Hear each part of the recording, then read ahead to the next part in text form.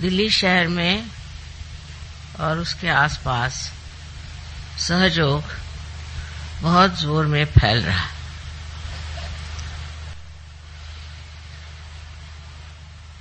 ये एक बड़ी आश्चर्य की बात है कि दिल्ली शहर राजधानी है और यहाँ अधिकतर लोग सत्ता लोलुप हैं।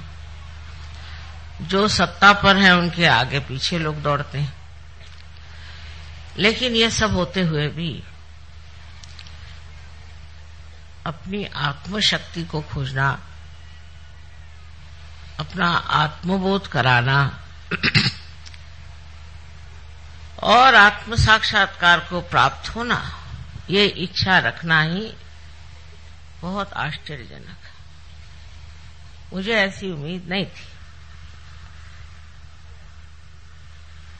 क्योंकि ये सूक्ष्म चीज है,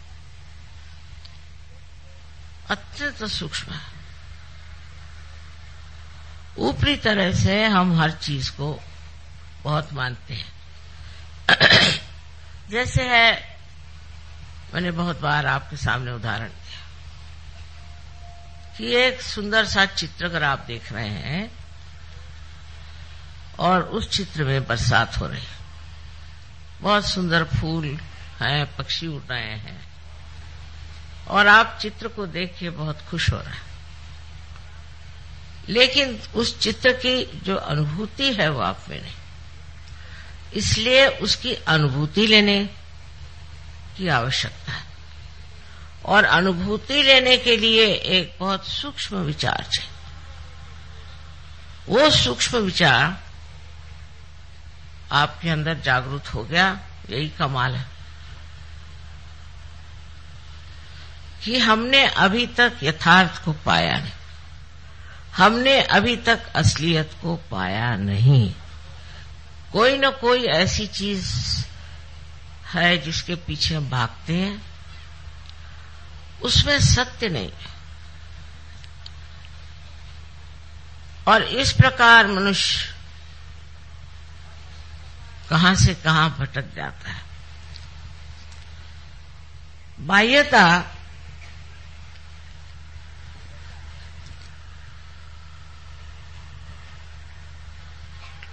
धर्म के अवलंबन में मनुष्य भागता है। मेरा ये धर्म है, मैं बड़ा ऊंचा हूं। दूसरा कहेगा मेरा धर्म है, मैं बड़ा ऊंचा। तीसरा कहेगा मेरा ये धर्म है, मैं बड़ा ऊंचा। और बहुत से ऐसे भी हैं जो कहते हैं कि जो हमको मिलना है हम ही पालेंगे, हम क्यों सहयोग करें, हम खुद ही से पालेंगे। इस प्रकार दो तरह के लोग देखे गए। एक तो जो अपने अहंभाव में खो गए और दूसरे जो हैं वो शरणागत होकर गलत चीजों में घुस गए। ये दोनों तरह की व्यक्तियां सूक्ष्मता में नहीं उतर सकते। उसी में उनको मौज आती, उसी में आनंद में है। एक सोचता है कि मैं तो बस इस चीज में पड़ा हूं, अब मैं बस रात दिन भजन कीर्तन सवेरे 4 बजे उठ करके पठन करते रहता हूं। एक साहब मुझे मिले थे, अभी जवान थे। मैंने उनसे कहा कि सहयोग में आने के लिए तुमको कुछ करना नहीं। कहले कुछ नहीं करने का। मैंने कहा नहीं कुछ नहीं करना। तो कहने लगा फिर सुबह से उठ के करना क्या? कुछ तो करना ही चाहिए सुबह से उठ के। तो ये जो भावना हमारे अंदर है कि हमें अपने को प्राप्त करने के लिए, अपने को जानने के लिए कुछ करना है, सो गलत है। ये तो आप लोग जान गए कि बगैर कुछ किए ही आप सहज को प्राप्त हो गए। अब दूसरे अहंकारी हैं जो सोचते हैं कि हमको क्या करना, हम ही इसको खोज लेंगे, हम ही इसे पालेंगे। तो उनकी तो बात छोड़ ही दीजिए। उनसे भिड़ने से अपनी खोपड़ी खराब करने से कोई नहीं। और दुनिया में सभी लोग होंगे ऐसे, ये भी सोचना मेरे ख्याल से गलत बात है। बहुत से लोग लेकिन इस कलयुग में परिवर्तित हो जाएंगे।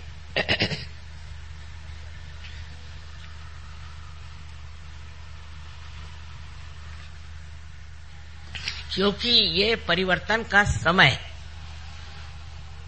इस समय में परिवर्तन होगा ही, आप चाहें या न चाहें। किंतु चाहने पे इस परिवर्तन की जो सूक्ष्मता है उसे आप पकड़ लेंगे।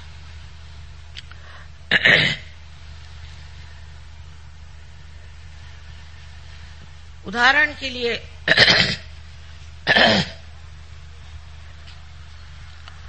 मैं कहूंगी कि रशिया देश, जो कि भगवान के बारे में कुछ नहीं जानता था, जिसने परमात्मा का नाम भी नहीं सुना था और ना उनको परमात्मा की बात करने की इजाजत थी, न ही कोई वो धर्म की बात जानते थे,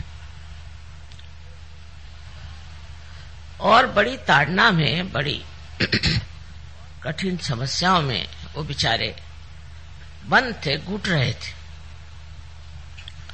उस घुटन में उनमें कौन सी ऐसी बात हो गई जो वो सहज में उतर गए?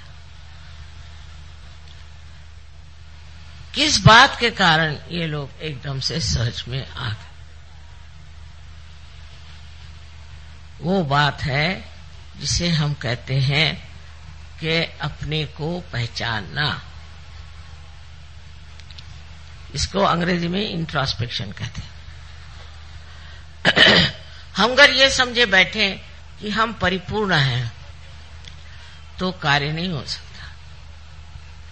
हमको ये देखना चाहिए कि हमारे अंदर कौन से दोष हैं, और सहयोगी होने के बाद भी ये देखना अत्यावश्यक है। सहयोग फैल रहा है, फैलती हुई चीज फट भी जाती है, और जो हमारे अंदर सूक्ष्म से सूक्ष्म ऐसे दोष हैं वो पकड़ लेते हैं। मैं इस बार आई तो सुना कि नोएडा के जो गाने वाले थे उनमें 2 भाग हो गए। फिर सुना कि नोएडा में भी 2 ग्रुप हो गए। फिर और जगह भी ऐसे 2 ग्रुप हो गए, कहीं 4 ग्रुप हो गए, कहीं 5 ग्रुप। ये बहुत खतरनाक चीज है। अब ग्रुप कैसे बनते हैं इसको बारीकी से देखना चाहिए। ईसा मसीह ने कहा था कि बिवेयर ऑफ मर्मरिंग सोल। कुछ लोगों की आदत होती है कि वो कुछ न कुछ किसी के दोष देकर बोलना शुरू कर देते कि उनका ऐसा है, उनका वैसा है। फिर 4 और इकट्ठे हो जाते हैं, फिर 10 और इकट्ठे हो जाते हैं। आप दूसरों का दोष देखने के लिए अगर आए हैं तो बेहतर है आप किसी न्यूज़पेपर में चले जाइए। यहां तो आप अपने को पूर्णतया एक आत्म साक्षात्कारी बनाने के लिए आए। तब अपने ही दोष देखना ठीक है, क्योंकि अपने दोष हम ही ठीक कर सकते हैं, दूसरे तो ठीक नहीं कर सकते। दूसरों के दोष देखने से हमारे दोष कैसे ठीक होंगे ये मेरी समझ में नहीं आता। इसलिए इस तरह की जो एक विशेष तरह की हस्ती होती जिसे मर्मरिंग सोल कहा गया, जो दूसरों के बारे में बताते रहते हैं।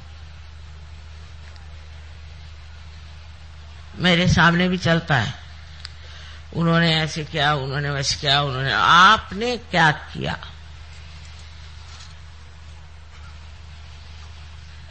ऐसे चक्कर चल पड़ते हैं। इसलिए जब सहयोग बढ़ता है तो उसके साथ ये भी देखना चाहिए कि वो तितर बितर न हो जाए, उसकी घनिष्ठता बढ़ती रहे। हमारे अंदर एक और बड़ी विशेषता है कि सहयोग का जो नाटक है उसमें लोग सोचते हैं कि लीडर माने हम लीडर हैं, वो लीडर है, वो लीडर। एक मजाक है। लीडर वीडर है क्या? कुछ नहीं। लेकिन उसके लिए लड़ाई झगड़ा। दिल्ली शहर में रहते हैं ना, तो यहां के लोगों को देख करके आपको भी यही सोचता है, ये सब नामधारी है, इसमें कोई खासियत नहीं। मेरे कान पर बहुत सी बातें आई जिससे बड़ा दुख हुआ कि ऐसे बेकार चीजों में लोग अपना समय बर्बाद कर रहे हैं। जिस तरह से रशिया में हुआ है वैसा होना शायद यहां संभव न हो, क्योंकि हम लोग अमन चैन से हैं, सब कुछ ठीक ठाक है, ऐसा कोई दबाव हमारे ऊपर नहीं। तो जिनके पास कोई काम धंधा नहीं है वो ऐसे ही धंधे करते बैठते हैं, इधर से उधर बात लगा, उधर से उधर बात लगा। तो एक दूसरों की स्पर्धा करना या जलना ये सहयोग में हो ही नहीं सकता। अगर ये सब कुछ आपको हो रहा है तो आप समझ लो अभी आप सहज के दरकिनारे भी नहीं।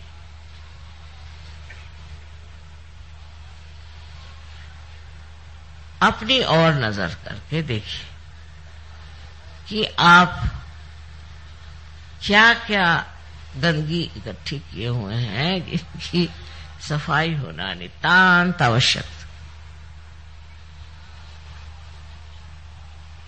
अपना देश तो मशहूर है कि हम लोग बहुत झगड़ालू हैं, आपस में झगड़ते ही रहते हैं, कभी एक दूसरे से पटती नहीं। और हम तो कहते हैं ये प्रेम की महान शक्ति है। इस महान शक्ति में भी अगर यही कार्य हो रहा होगा तो आप में सूक्ष्मता कैसी आएगी और आप उस परमानंद का अनुभव कैसे लेंगे, मेरी समझ नहीं आता। तो ऐसे अगर कोई बड़बड़ाने लग जाए तो उससे कहना चुप रहिए, हमें सुनना नहीं है। एक दूसरे की बुराई अगर कोई सहयोगी करे तो वो दोनों ही सहयोगी नहीं है, सुनने वाला भी और सुनाने वाला भी। और इस प्रकार जब हम अपने को स्वच्छ कर लेंगे तो एक बहुत सुंदर सहयोग का अभियान हो जाएगा। फिर आप अनेक लोगों को प्यार कर सकते हैं, अनेक लोगों में आत्मदर्शन हो सकता है।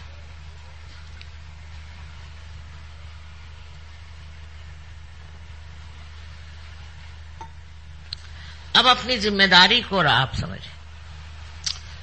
आज संसार में रोज अखबार पढ़िए तो रोना ही आता है, क्या न क्या गड़बड़ हो रही है, हर तरफ से कैसा आतंक मचा।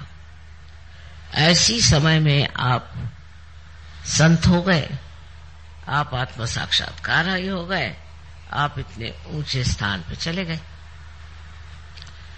अब आपकी जिम्मेदारी यह है कि ये जो कुछ गड़बड़ियां इसको अपने आत्मबल से रोक लो, इसे ठीक करें। आपको लड़ने झगड़ने की किसी चीज की जरूरत नहीं है, क्योंकि आपके अंदर वो आत्मबल है जिस बल बूते पर आप ये जो तनाव, जो झगड़े, जो आफते आज अपने देश में हैं उन्हें पूरी तरह से आप ठीक कर सकते। दूसरी सहयोग की महत्ता यह है कि जो ये लोग अपने को आज तक समझे बैठे हैं कि वह हम कुछ भी करें, चोरी करें, चकारी करें, ये करें, वो करें, चल नहीं सकता। अब सब चीज जो है प्रकाशित होगी, सब चीज प्रकाश में आएगी। जो गड़बड़ करेगा वो प्रकाश में आएगा। इसलिए आपको सतर्क रहना चाहिए और ऐसे लोगों के पीछे जाने की कोई जरूरत नहीं।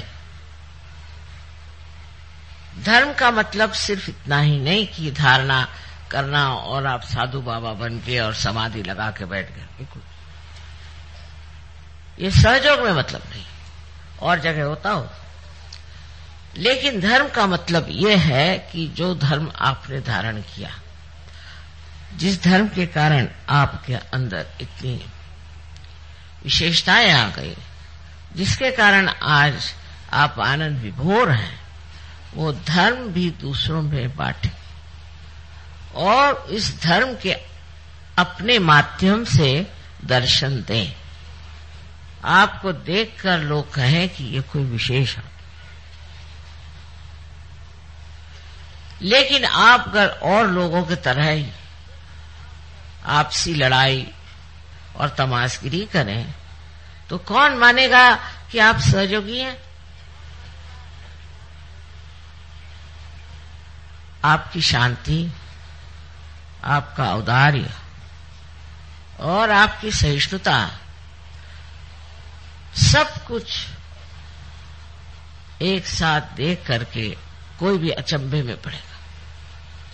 और आपके अंदर सारी शक्तियां हैं, आपको हाथ चलाने की जरूरत नहीं, कुछ कहने की जरूरत नहीं। करने वाले बहुत बैठे हो, आप जानते हैं इस बात को, और वो जो करने वाले हैं वो सब कर बैठेंगे, सिर्फ आप शांतिपूर्वक अडिग देखते मात्र रहें। सारा नाटक आप देखते रहें जो आप कर सकते। तो एक तरफ तो अपनी ओर नजर होनी चाहिए कि मैं क्या कर रहा हूं, मैं कौन से गर्त में घुसा जा रहा हूं, ये चार लोग बड़बड़ा रहे हैं, मैं इन्हीं के साथ लग गया हूं क्या? और दूसरी तरफ नजर बाहर कि मेरे कारण कुछ लोगों को लाभ हो रहा है कि नहीं, कि मैं अपने स्वार्थ के लिए सहयोग में आया। अब पहले से हालत बहुत ठीक है। शुरू में तो ऐसी चिट्ठियां आती थी कि बस मेरे माँ के बाप के फलाने के टिकाने के टुकाने के कुछ के उसको बीमारी हो गई, माँ उसे ठीक करो। सारे दुनिया के ठेकेदारी और सहयोगी भी बहुत लगे रहते थे। अब वो चीज छूट गई, उतनी खुदगर्जी खत्म हो गई। अब दूसरों के बारे में जरूर सोचने लगे, पर तो भी ये जिद है कि आपको तो आना ही पड़ेगा लखनऊ या कानपुर, आना ही पड़ेगा, या बाराबंकी तो आना ही पड़ेगा। लेकिन बाराबंकी से आप लखनऊ तशरीफ क्यों नहीं ले आते? मैं तो जगह दुनिया भर में मारे मारे फिरूं, लेकिन आप 10 मील भी नहीं आ सकते हुजूर। ये भी कोई तरीका है? और उस पर बड़े सोचिए कि बड़े पैमाने पे गदर हो जाता है। चलो भाई, मैं जहां कहते जाने को तैयार हूं, पर हर जगह तो मैं नहीं जा सकती हूं।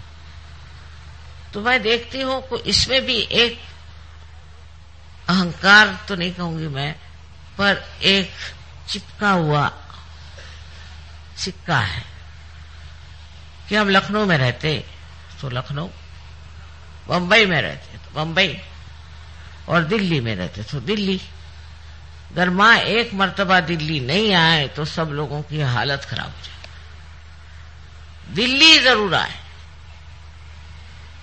और फिर लखनऊ जरूर आए, फिर बनारस जरूर आए, फिर कलकत्ते जरूर आए। ये मैं जो देखती हूं कि आप इतने स्थानिक कैसे, लोकलाइज जिसको बोलते हैं।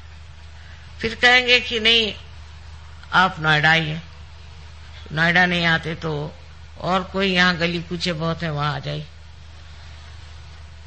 दूसरा रोना ये कि मेरे घर आपको आना है। अब इतनों के घर जाने के लिए कोई नया जन्म लेना पड़ेगा। इस पर भी बड़ी नाराजगी कि मां आप मेरे घर आई नहीं, मेरे घर आके आपको खाना खाना है। फिर ये मेरा बेटा है, फिर ये मेरा पति है, मेरी पत्नी है, मेरा मेरा मेरा मेरा मेरा। जब तक ये ममत्व नहीं छूटने वाला तब तक आप सहयोग में कैसे उतरेंगे?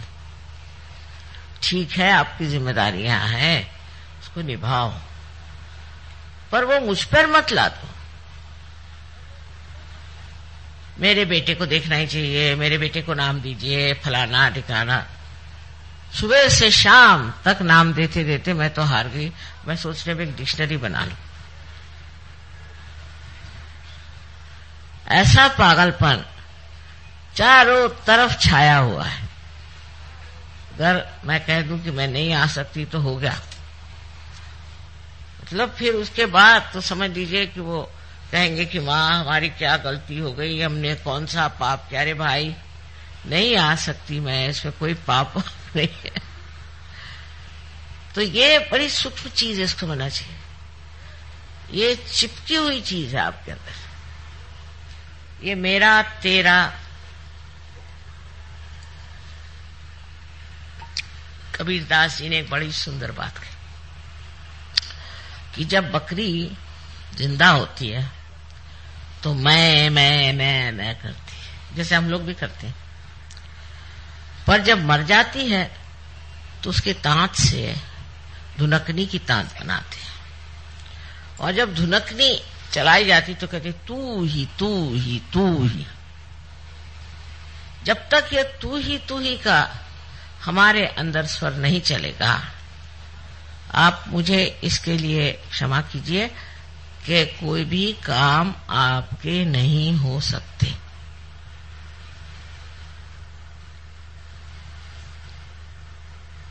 अगर आप करके सब दिखा सकते हैं तो कर लीजिए, पर अगर आप उस पर छोड़ने की क्षमता रखें और कहें तू ही तू ही तू ही, तो वो तो करके दिखाई देगा।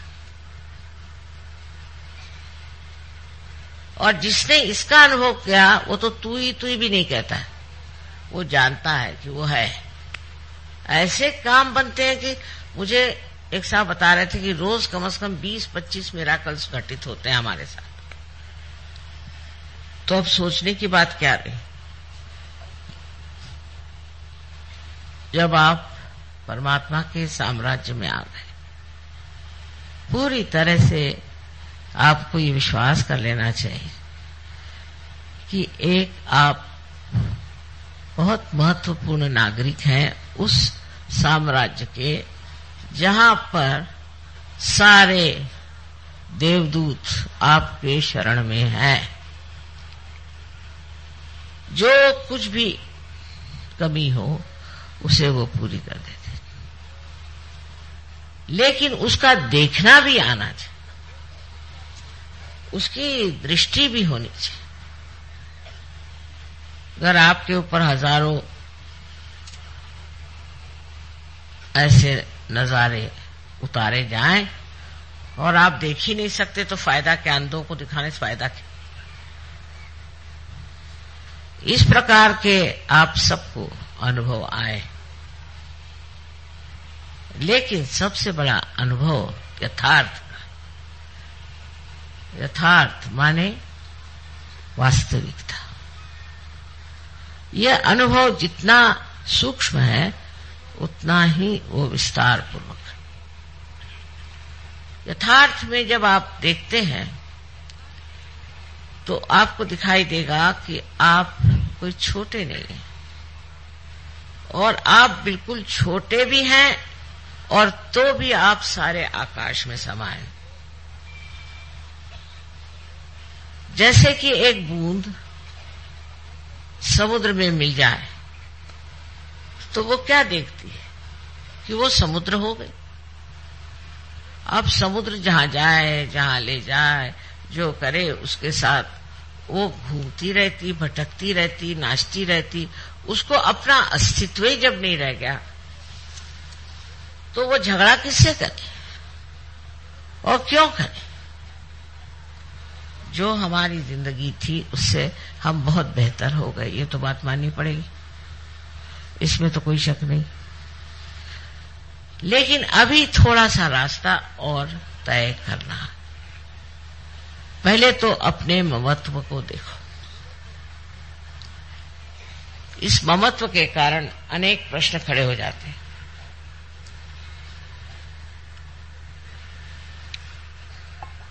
विदेश में पहले माँ बाप बच्चों की कदर नहीं करते थे, बिल्कुल नहीं। यहां तक कि वो चाहते भी नहीं थे बच्चे हो, और हो जाए तो जो चाहते थे कि मर जाए तो अच्छा। और जब सहज में आ गए तो चिपक गए बच्चों से, फिर उनके लिए बच्चों के सिवा और कोई सवाल ही नहीं रह गए, बच्चे ही सब कुछ होगा। अजीब चीज है, एक तरह से छूटे तो दूसरे को चिपक गए। और हमारे देश में तो ये चिपकन बहुत जबरदस्त है। हम लोग यही सोचते हैं कि बच्चों के करता धरता हम हैं।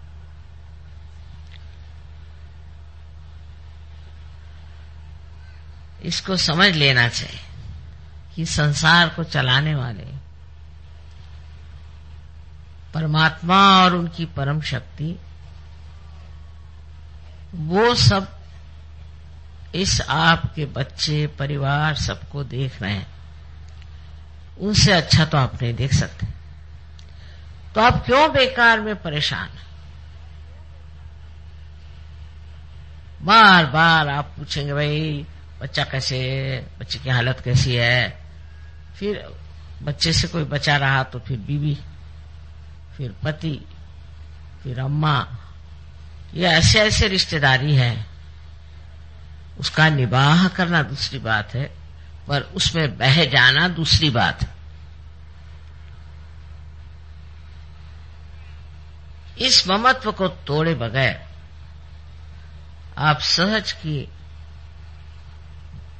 मर्यादाओं से बाहर नहीं निकल सकते। सहज की जो मर्यादाएं हैं वो इस तरह से बंधी हुई है। इससे ऊपर उठने के लिए आपको बहुत सी बातों की तरफ ध्यान देना चाहिए। छोटी छोटी बातों को मनुष्य चिपक जाता है। अब मैं नहीं कहूंगी कि आप अस्वाद में उतरे, क्योंकि ऐसे कहने पे तो उत्तर भारतीय लोग तो बिल्कुल परेशान हो जाए कि मां कहती है स्वाद करो। ना ना, वो तो मैं नहीं कहूंगा। लेकिन स्वाद के पीछे भागने की कोई जरूरत नहीं। रात दिन स्वाद के पीछे भागेंगे, फिर आप सहजोगी कैसे?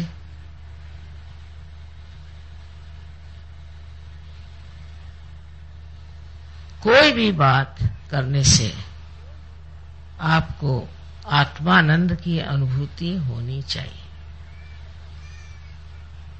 सो कैसे? हर एक चीज की ओर आप ऐसे देखें जैसे कोई एक नाटक देख रहे हैं। ये सारा नाटक, और ये नाटक चल रहा है, देख रहे हैं आप। कभी मजाकिया बातें हो रही, कभी कुछ और बातें हो रही। आपका कुछ लेना देना इससे नहीं। आप देखते हुए हंस रहे हैं, देखते हुए रो रहे हैं, बस। लेकिन इसके अंदर आपका कोई भी समावेश नहीं है। आप बाहर से इसे देख,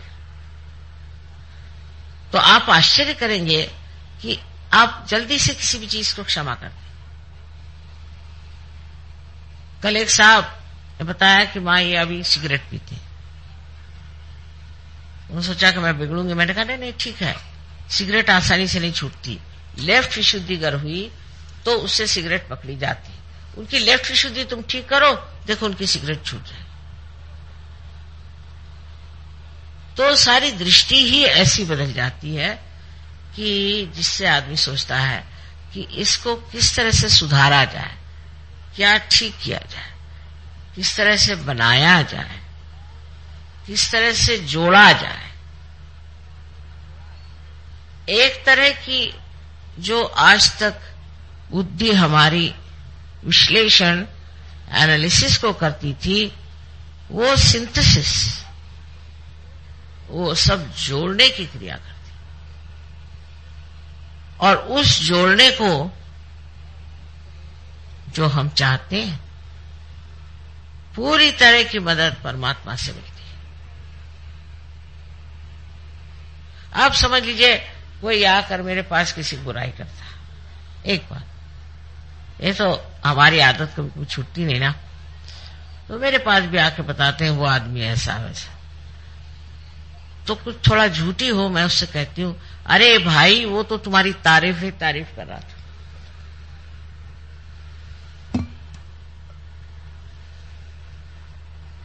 वो तो कह रहा था कि तुमसे अच्छा कोई आदमी ही नहीं है। दूसरे दिन देखती हूँ कि उसी आदमी के गले में हाथ डाल के घूम रहा है। जो कुछ बुराई देखी थी वो पता नहीं कहाँ गायब हो गई। ये बात समझनी चाहिए कि हमें एक दूसरों को जोड़ना है, और वो भी ऐसा जोड़ना है कि एक को शिकायत हुई तो सबको पता हो जाना चाहिए। यही कलेक्टिविटी है। एक को तकलीफ हुई तो सारी दुनिया दौड़े, क्योंकि हमारा ये समाज ये जीवित समाज है, मरा हुआ समाज नहीं। और इसके अंग प्रत्यंग जो है एक शरीर में बसे हुआ। अगर इस उंगली को तकलीफ होती है तो सारे शरीर को तकलीफ होती है। इसी प्रकार हमें भी सोचना चाहिए।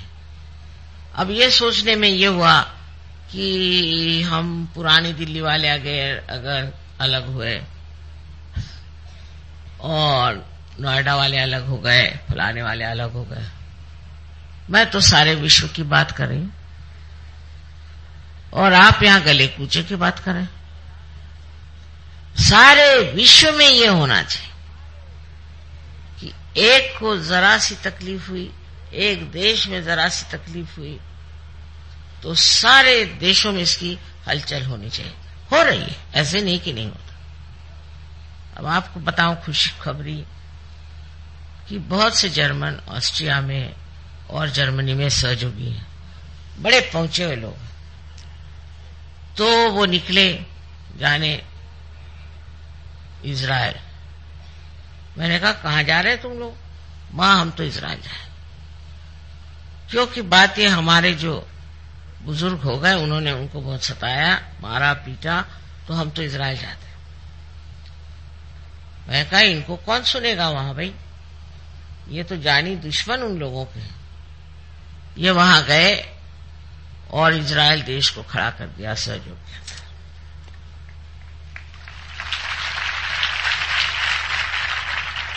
अब उससे और एक अच्छी बात बताओ, बड़ी खुशखबरी। मैं इजिप्ट गई तो बहुत मुश्किलों से बेचारों को वीजा मिले, माने इजरायलियों को, क्योंकि इजरायली जो हैं वो माने हुए दुश्मन है मुसलमानों के। पता नहीं क्यों, गलत बात है, लेकिन हाँ। तो 20 इजरायली वहां है इजिप्ट में, और मैं देखती क्या हूं कि वहां के इजिप्शियन सहयोगी जो हैं उनके गले मिल रहे हैं, उनसे प्यार की बातें कर रहे हैं। इतने आनंद की बात है कि इजराइल से इतने दूर से इजिप्ट में आए और वहां के इजिप्ट सहयोगियों से दोस्ती कर ली। फिर सारे वहां पे कैरो में जहां जाना वहां सबसे बात करना, ये करना, वो उनके लिए मिठाइयां लाए। ये सूझता कब है? मैंने नहीं कहा, ये अंदर से ही सूझता है कि भाई इजिप्ट के लोग हमसे दूर हैं, हमारे दुश्मन हैं, चलो वही प्यार का करिश्मा देखें। और पहुंच गए। मैं पहुंची, उसके दूसरे दिन मैंने आए कैसे? आ गए, वीजा भी मिल गया, सब हो गया, हम आ गए। ये पहली पहचान कि किस तरह से प्यार का दान आप दूसरों को दे सकते हैं, लेकिन ये तो तभी होगा जब आप अपने से हटेंगे। जब अपने ही अंदर आप कूद रहे हैं तो बाहर क्या होगा?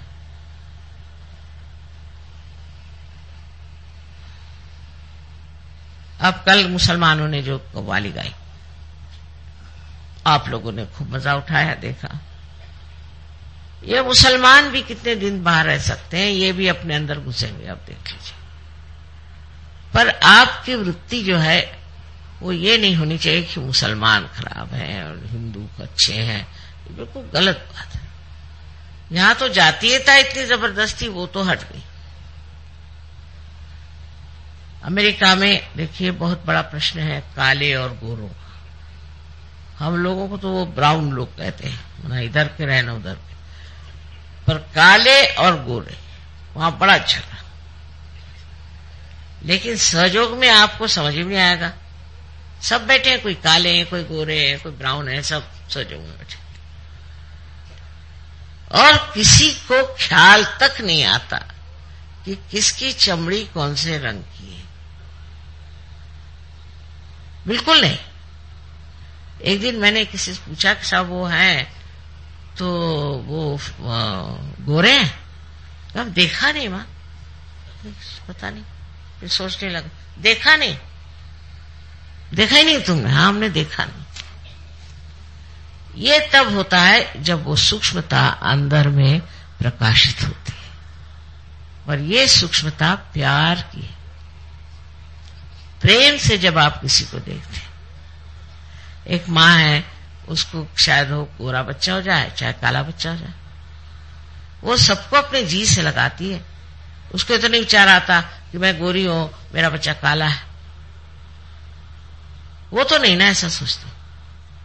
ऐसे ही ये प्यार की शक्ति है। इस शक्ति के कारण ही सब एक हो सकते हैं, और जब सब हम एक हो जाएंगे तो ये जो हमें अलग करने वाली उपाधियां हैं, ये सब गिर जाएंगे, सब गिर जाएंगे। कुंडलिनी के जागरण से जब आप अपने ब्रह्मरंध्र को छेद कर इस चारों तरफ फैली हुई पवित्र, शुद्ध, निर्मल प्रेम शक्ति को प्राप्त होते हैं, तो वो शक्ति ही आपको ये प्रदान करती, और आपको इसमें मजा आता है। पहले मजा आता था किसी से द्वेष करने में, अब मजा आता है प्यार करने। अब यहां से बहुत से लोग प्रदेश में गए, वहां से मुझे खबर भेजते, मां यहां आओ, यहां सहयोगी बहुत कम है, हम चाहते हैं यहां सहयोग चले। इस प्रकार की जो एक भावना, नहीं तो ज्यादातर लोग जो बाहर जाते हैं को यही लगता है कि अब क्या मौज करें, चलो शराब पिए, ये करें वो करें। इन सहयोगियों को एक ही बीमारी कि और सहयोगी कहां से आएंगे, बगैर सहयोगी हम कैसे जी सकते हैं, ना क्लब जाएंगे नहीं कुछ करेंगे, बस उनको यही एक लगा। तो इस प्रेम शक्ति से एक सूक्ष्म आनंद भी झरता है। उसी के कारण हम ऐसे एक साथ एक स्वर में डूलते हैं। हमारे मेयर साहब इटली में कहने लगे कि हम लोग चर्च में जाते हैं तो 15 मिनट बाद घड़ी दिखने लगती, और जैसे आधा घंटा होता है तो सब लोग भाग खड़े हो जाते। और आप क्या जादू करते हैं कि 9-9 घंटे लोग बैठे हुए अंदर। तो मैं जादू नहीं, बस प्यार का मजा ले रहे हैं, और क्या आनंद के सागर में डुबकियां लगा रहे हैं।